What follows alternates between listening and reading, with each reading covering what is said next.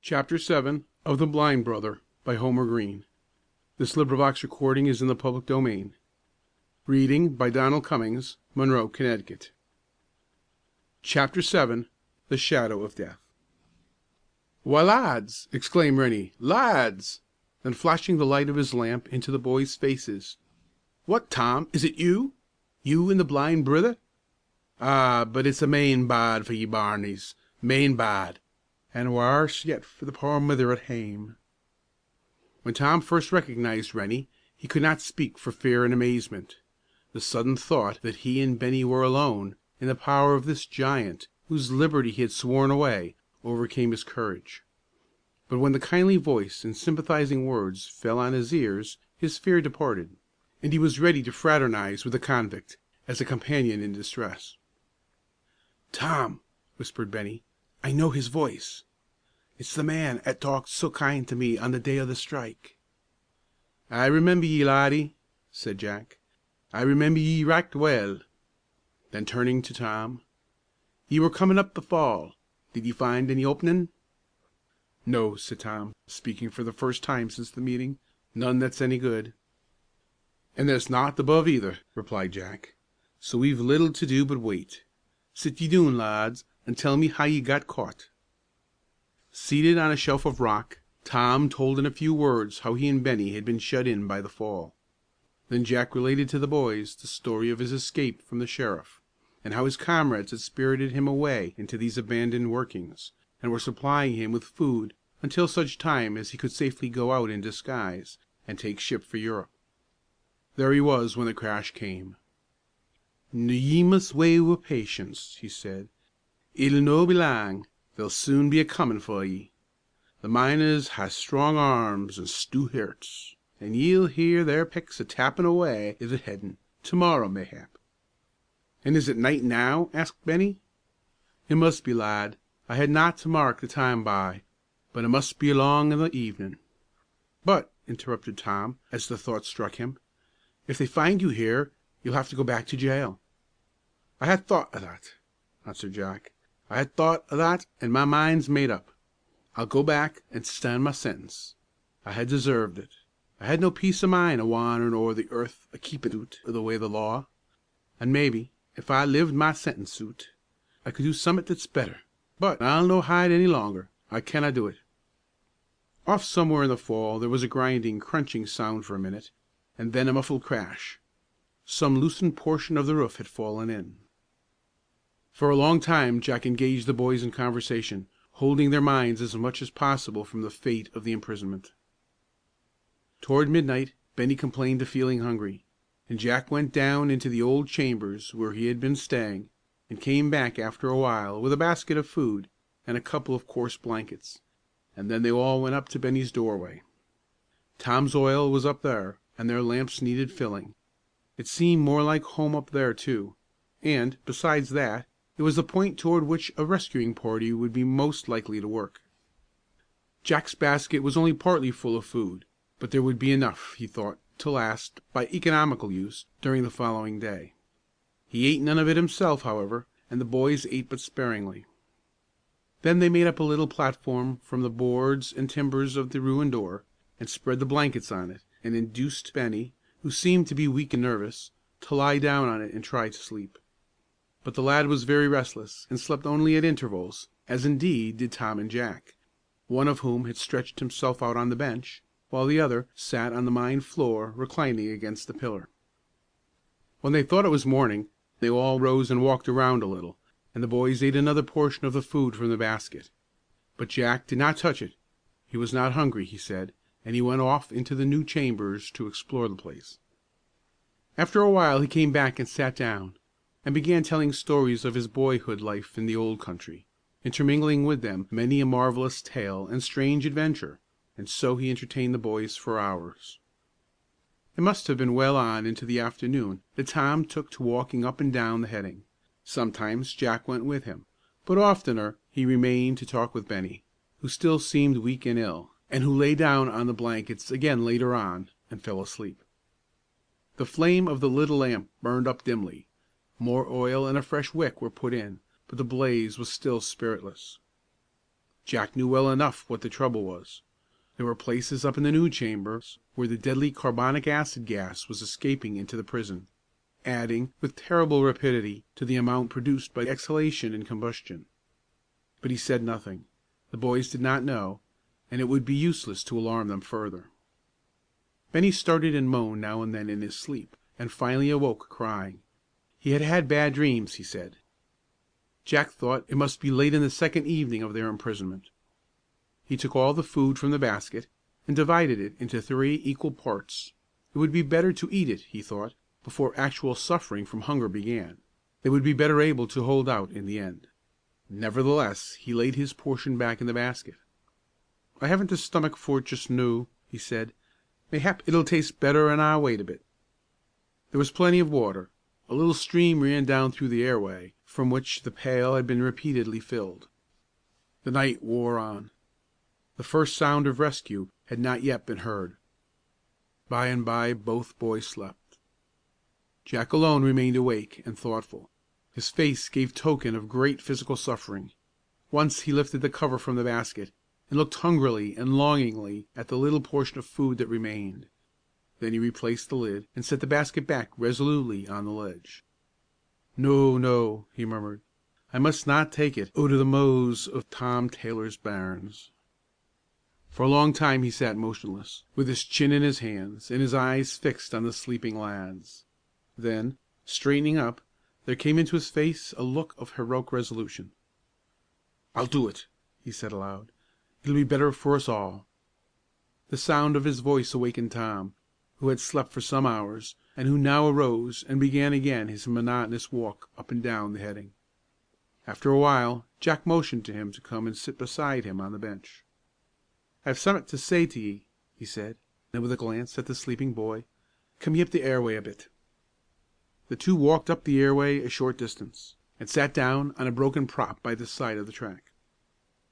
"Tom," said Jack, after a moment or two of silence, "it's goin' hard wi' us. Mos' like it's near 2 days sin' the fall, an' no sound o' help yet. Na doot but they're a workin', but it'll take lang to get here fra the time ye hear the first tappin'.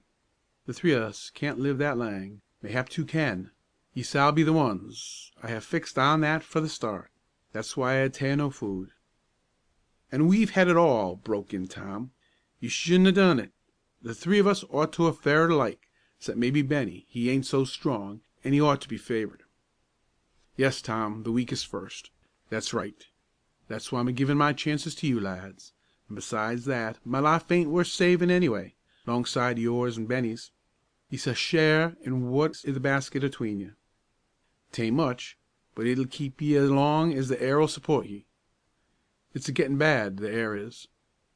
D'ye mind the lamp, how dim an' lazy like it burns? A man's got to ha' such strength as food'll give him to hold out long in air like this." "I wish you'd 'a' eaten with us," interrupted Tom again. "'Tain't right to let your chances go that way on account of us." Paying no attention to this protest, Jack continued, "But I've a thing on my mind, Tom, that I feel easier aboot an' fitter for what's a comin' if I told it. It's aboot the father lad. It's aboot Tom Taylor, an' how he came to his death. Ye'll no think too hard o' me, Tom. It was not the fall o' Top Coal that killed him. It was me. Tom, lad, Tom, bear wi' me a minute; sit ye an' bear wi' me; it no be for long." The boy had risen to his feet, and stood staring at the man in terrified amazement. Then Jack rose, in his turn, and hurried on with his story. "It was na by intent, Tom. We were the best o' friends. I was his butty. We had a chamber together that time i' the Carbondale mine. But one day we quarrelled. I've no call to say what aboot. We quarrelled there in the chamber, and ugly words passed, and there came a moment when one of us struck the other. Then the fight began, hand to hand, both lamps oot, I in the dark. Oh, it was terrible, terrible! Doon on the floor o' the mine, crashin' up against the ragged pillars, strugglin' and strainin' like mad. An' o' a sudden I heard a sharp cry, an' I felt him a slippin' oot o' my arms an' doon to my feet, an' he lay there an' was still. I found my lamp an' lighted it, an' when I lookit at him he was dead. I was a coward. I was afraid to say we'd a been fightin'. I was afraid they'd say I murdered him. so I blasted doon a bit of roof, and fixed it like the top cold kill at him, and I was not suspected. But I could not stay there, and I wandered west, and I wandered east, and I took to drink, and to evil deeds, and at last I came back, and I went in with the Molly Maguires, Scotchman as I was, and I done desperate work for 'em, work that I oughtn't to be alive to night to speak aboot. But I has suffered, oh lad, I has suffered. Many and many's the night, as often as I has slept and dreamed, that I had fought over that night in the dark, and felt that body slipping out of my grasp. Oh, it's been terrible, terrible. Jack dropped into his seat again and buried his face in his hands. The man's apparent mental agony melted Tom's heart, and he sat down beside him, and laid a comforting hand on his knee. "I have naught against you," he said, and repeated, "I have naught against you." After a while Jack looked up. "I believe ye, lad," he said, "and somehow I feel easier for the tellin'. But ye must not tell the mither about it, Tom. I've a reason for that. I've a bit o' money here, and I've saved along through the years, and I've neither kith nor kin that's near enough to leave it with, and I want she should have it, and if she knew she might not take it." As he spoke, he drew from an inner pocket a folded and wrapped package, and gave it to Tom. "It's a matter o' $1,000," he continued, "and I'd like if a part o' it could be used for gettin' sight for the blind lad, gin he lived to get out. I told him one day that he should have his sight if money'd buy it, and I want to keep my ward." Tom took the package, too much amazed and too deeply moved to speak. The grinding noise of settling rock came up from the region of the fall, and then, for many minutes, the silence was unbroken. After a while Jack said, "Put the money where they'll find it on ye, gin ye don't get oot." Then he rose to his feet again. "You're not going to leave us?" said Tom. "Yes, lad, I must go. It's the way with hunger, sometimes, to make a man crazy till he's not knowin' what he does. Ye shall know how that to fare for me. Tom," grasping the boy suddenly by both hands, "don't come up into the new chambers, Tom. Promise me." Tom promised, and Jack added, "Mayhap I shall not see ye again. Good bye. Keep up heart. That's the gret thing for both o' ye. Keep up heart, and never let hope go." Then he loosed the boy's hands, picked up his lamp, and with a smile on his face he turned away. He passed down the airway, and out by the entrance where blind Benny lay, still sleeping, and stopped and looked tenderly down upon him, as men look, for the last time in life, on those whom they love. He bent over, holding his heavy beard back against his breast, and touched the tangled hair on the child's forehead with his lips. And then, weak, staggering, with the shadow of his fate upon him, he passed out on the heading, and up into the new chambers, where the poisoned air was heavy with the deadly gas, and the lamp flame scarcely left the wick, and neither Tom Taylor nor his blind brother ever saw Jack Rennie again, in life or in death. When Tom went back to his waiting place, Benny awoke. "I had such a nice dream, Tom," he said.